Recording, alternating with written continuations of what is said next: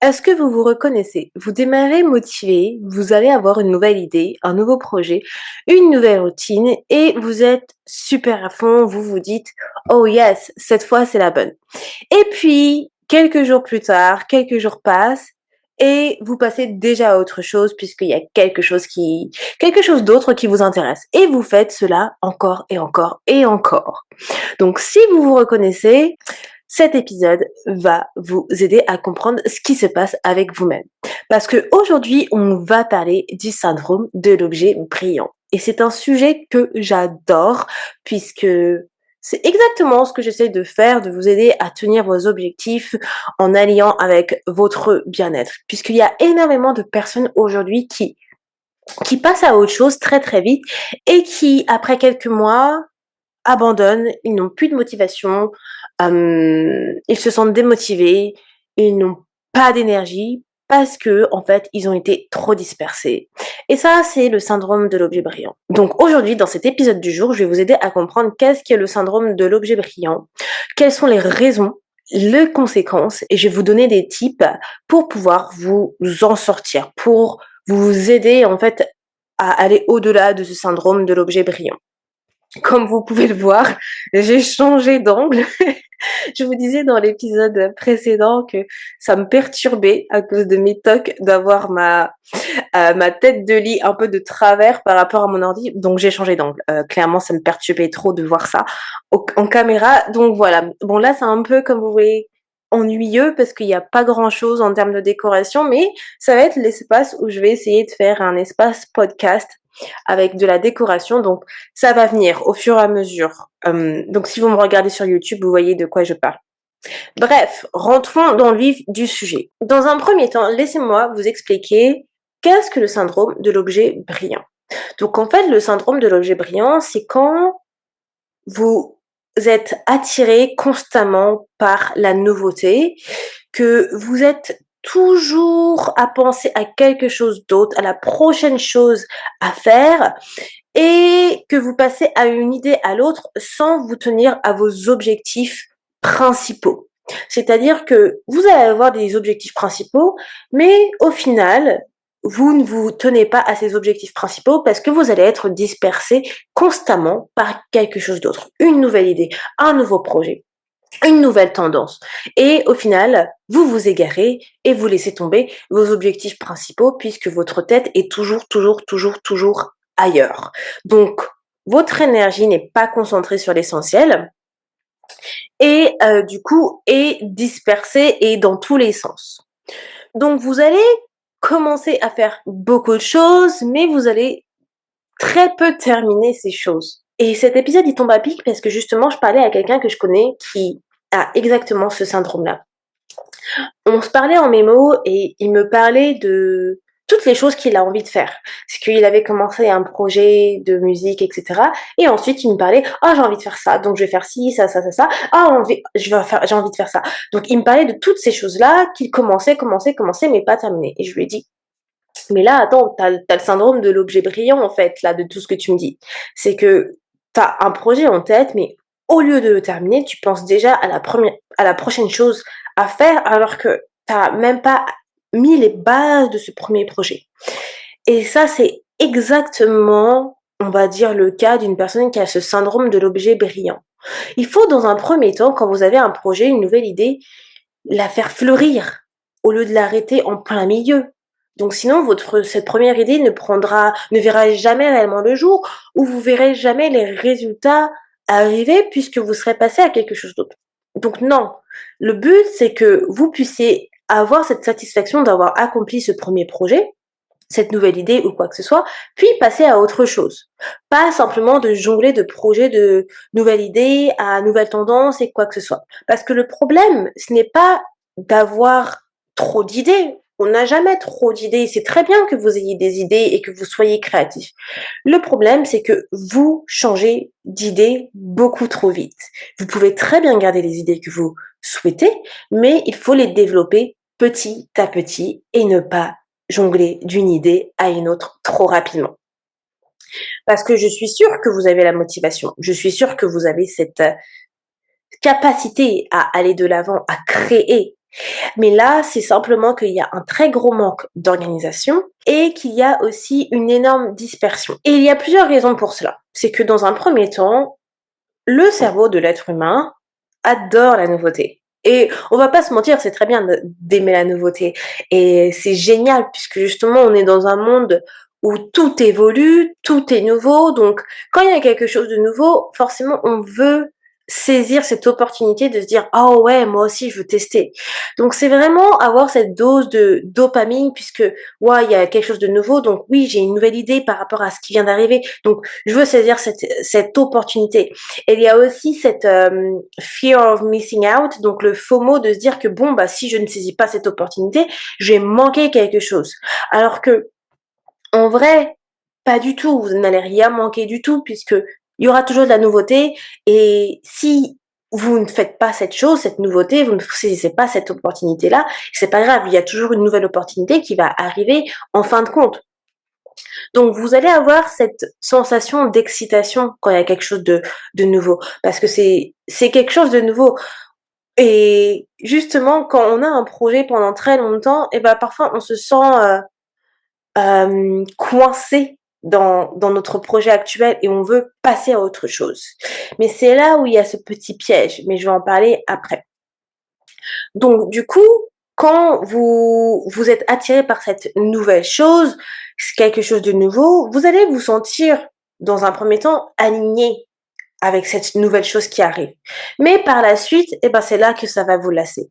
Parce que vous êtes plus attiré par cette dose de dopamine de faire cette chose nouvelle et cette peur de missing out, cette peur de missing out, que d'être réellement aligné avec ce projet. Vous voyez ce que je veux dire? C'est comme quand je vous parlais dans un de mes épisodes de podcast où vous allez saisir certaines tendances Instagram ou autres, mais qu'en fait cette tendance elle n'est pas forcément alignée avec qui vous êtes, avec ce que vous faites. Donc c'est un petit peu la même chose. L'une des deuxièmes raisons pour laquelle vous pouvez avoir ce syndrome de l'objet brillant, c'est que vous avez cette peur de l'échec. Donc la peur de l'échec, c'est quelque chose qui impacte tout le monde. Je pense que la majorité des gens, pardon, a eu une peur de l'échec. C'est pas quelque chose de nouveau. Donc votre cerveau, dans votre tête, vous vous dites bon, si je change de projet, si je fais quelque chose de nouveau, eh bien, en fait, ne vais pas échouer, puisque c'est quelque chose de nouveau, en fait. Puisqu'au final, vous n'allez pas arriver à un résultat final avec votre projet initial. Donc, forcément, si vous n'arrivez pas à un résultat final avec votre projet initial, vous n'allez pas avoir d'échec. Vous n'allez pas savoir si ça réussit ou non. Donc, vous avez cette peur de vous dire que, bah voilà, si j'échoue, eh ben, je vais avoir trop peur. Je vais trop avoir cette peur d'échouer. Donc, je préfère passer à quelque chose d'autre. Comme ça, je n'échoue pas avec mon premier projet. Et donc, du coup, avec ce nouveau projet, je vais avoir beaucoup plus de motivation. Mais le problème, c'est que vous allez répéter ce même schéma avec ce nouveau projet que vous allez avoir. Vous n'allez pas le terminer puisque vous allez avoir aussi cette peur de l'échec. Donc, tout ce que je vous dis, ça va être là certaines raisons que moi j'ai pu voir dans des conversations que j'ai pu avoir avec certaines personnes. Et même moi que j'ai pu avoir en ayant eu le syndrome de l'objet brillant dans le passé, clairement, je pense que ce syndrome, il touche tout le monde. Franchement, moi, j'ai énormément d'idées dans ma tête avec fil positif. Je vous montre, j'ai une note avec que toutes les idées que je voulais faire de fil positif. Mais heureusement que j'arrive à rester dans ma ligne et de me dire, mais en fait, Andy, tu peux pas passer d'une idée à une autre idée comme ça. Que finis quelque chose avant de passer à autre chose. Et c'est pour ça que tout le temps, à chaque fois, je suis souvent dégoûtée parce que je me dis, oh, quand je vois un autre entrepreneur que j'aime bien, etc., qui a eu une idée, qui a sorti une idée que moi j'avais, je me dis, oh, punaise, c'était mon idée et je l'ai pas sortie parce que, en fait, je me concentre sur une idée. Mais au final, c'est pas grave. Les idées, elles appartiennent à tout le monde, en fait, dans le sens où, voilà, il n'y a pas de copie ou quoi que ce soit, puisqu'au final, il y a toujours de la concurrence sur un sujet précis, quoi. Bref. Donc, Prenez ce qui vous parle et adaptez à votre situation. Donc là, ça, c'est la deuxième raison, c'est que vous avez cette peur de l'échec et que donc du coup, vous ne continuez pas votre projet initial et vous passez à autre chose pour éviter l'échec, sur le résultat que vous pouvez avoir. Le troisième, la troisième raison, pardon, que j'ai pu voir le plus souvent, c'est que vous avez, bah, cet ennui, vous voyez? Donc j'en ai touché un point tout à l'heure, mais avec votre projet que vous avez, dès que vous avez un objectif, on travaille énormément sur ce projet de base. Mais vous, du coup, vu qu'il y a parfois de la nouveauté, il y a d'autres choses qui vous intéressent, et ben, vous devenez très désintéressé de votre projet initial. Donc l'ennui va s'installer. Vous allez plus être motivé à travailler sur votre projet initial, sur vos objectifs, puisque bah wow, bah la motivation elle ne va plus être là. Vous allez vous sentir en mode ouais, c'est plus intéressant en fait ce que je fais. J'ai envie de commencer quelque chose d'autre. Donc vous allez décrocher très très très facilement. Et ça c'est très très commun. Je pense que la peur de l'ennui et l'ennui qui s'installe, c'est une des choses les plus communes. Parce que quand il y a la nouveauté à côté, et bah, vous vous dites, bah, pourquoi je vais continuer alors qu'il y a quelque chose de plus intéressant, de plus attractif qui m'attend. Donc ça, c'est quelque chose de très commun et c'est aussi l'une des choses qui fait que vous allez avoir ce syndrome de l'objet brillant. Donc du coup, vous allez considérer l'ennui comme un choix pour passer à autre chose, alors que ça ne devrait pas être le cas. Et je dirais que la dernière raison, c'est que vous avez en fait trop de stimulation extérieure. Et là, ici, je vois par exemple les réseaux sociaux.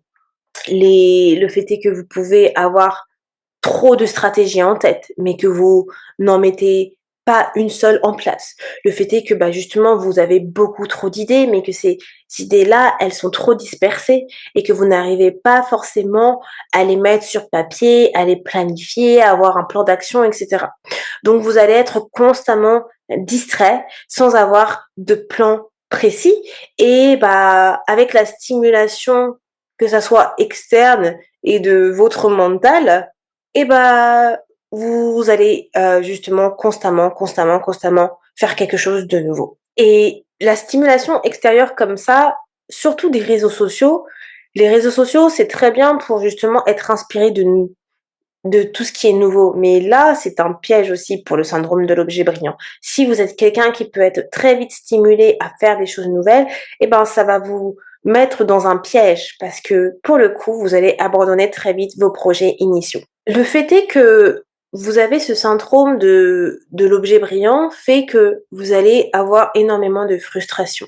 Donc, dites-moi, est-ce que vous vous êtes déjà dit si que vous êtes entrepreneur ou pas en fait, hein, parce que même en tant qu'être une personne normale, vous pouvez avoir des projets personnels.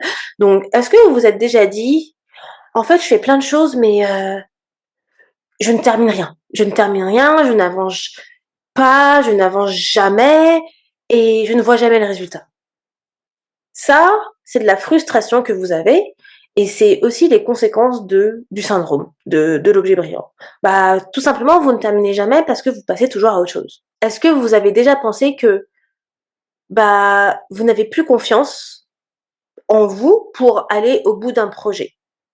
Bah, parce que tout simplement, vous avez tellement de projets, en fait, autour de vous que vous ne les avez jamais terminés. Donc forcément, vous vous sentez overwhelmed et ben, la confiance en vous pour pouvoir les terminer, elle est, niveau zéro. Donc vous allez perdre confiance en vous puisque il y a trop de projets après au final. Quand vous voyez le tableau de tout ce que vous devez faire, les actions, vous vous dites: «Oh my God, bah, il y a trop de choses que j'ai entamées».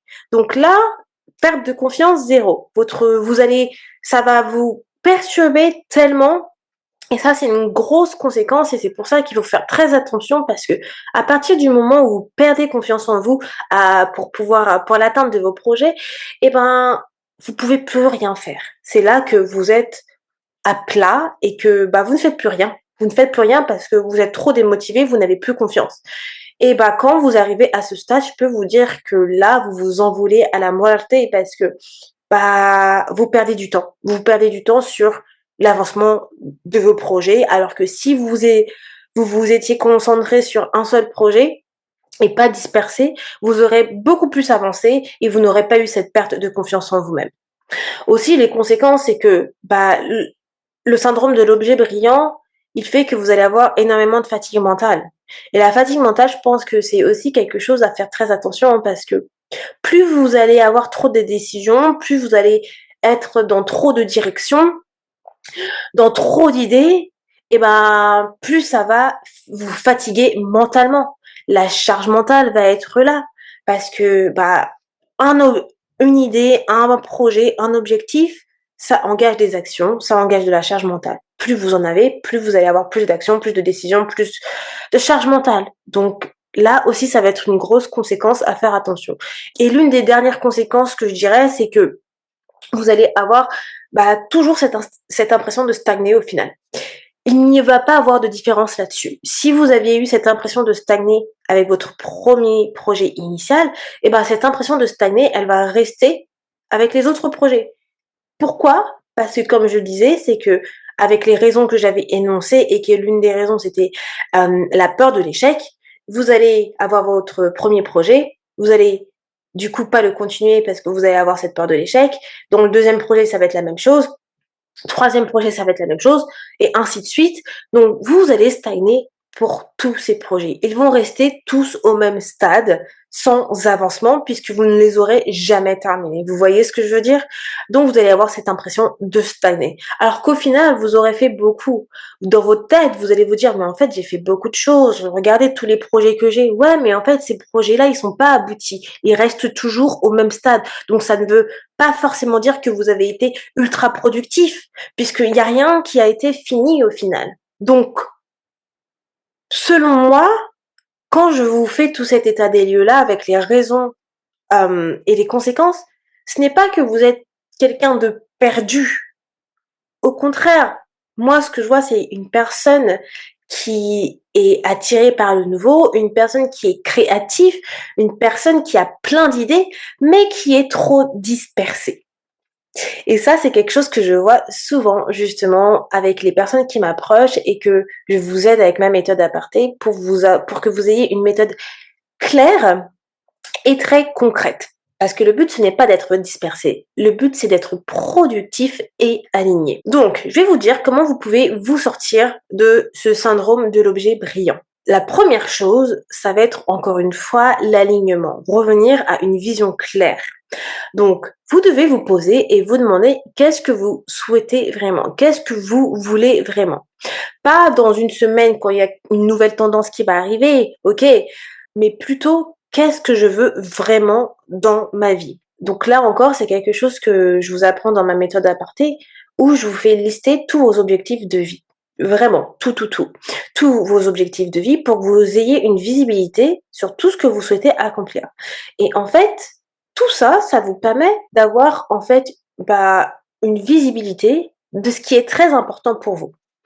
Et quand vous faites ça, au final, vous voyez que bah ah, peut-être l'idée que vous aviez eue par rapport à une tendance ou une nouveauté, ça a rien à voir avec ce que vous voulez vraiment. C'est simplement justement ce surplus de dopamine qui, sur le moment, vous souhaitez avoir ça.